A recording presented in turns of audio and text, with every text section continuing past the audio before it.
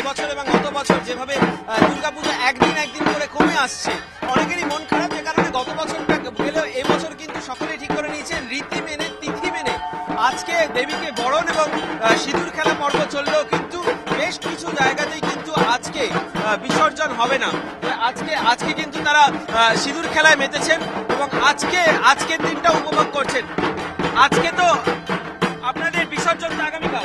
হ্যাঁ, আমাদের কালকে আজকে সিঁদুর খেলা হয়ে যাচ্ছে, কারণ আজকে বিধি অনুযায়ী মেনে চলা হচ্ছে, তাই আজকেই হয়ে যাচ্ছে বিসর্জন। তো কালকে, আজকে সিঁদুর খেলা না, আজকে সিঁদুর খেলা, এটা নিয়ম অনুযায়ী আজকে সিঁদুর খেলা। যেহেতু আজকে বৃহস্পতিবার, আমরা মাকে আজকে বিসর্জন দিচ্ছি না, আমরা মাকে আজকে রেখে দিচ্ছি। এটা আমাদের জাস্ট নিয়মটাই পালন হচ্ছে, আমরা কালকে মাকে। কোথাও কি মন খারাপ করছে? দুর্গাপুজো তো শেষ।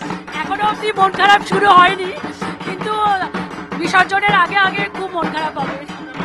খুব মন খারাপ, সারা বছর ধরে কটা দিনের জন্য অপেক্ষা করে থাকি আমরা, এত আনন্দ হয় এখানে। আমার তো একটা বছরের অপেক্ষা, কি মনে হচ্ছে?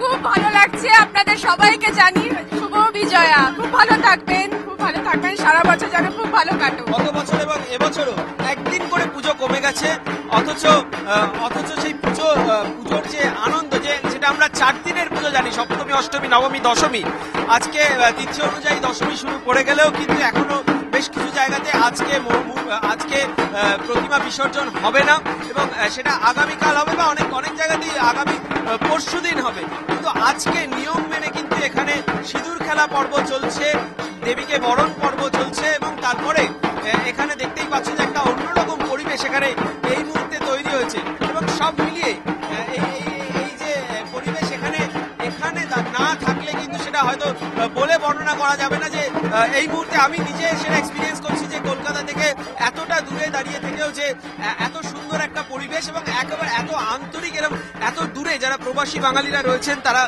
এখানে এসে তারা দুর্গাপুজোর আনন্দে মেতে উঠেছেন এইভাবে।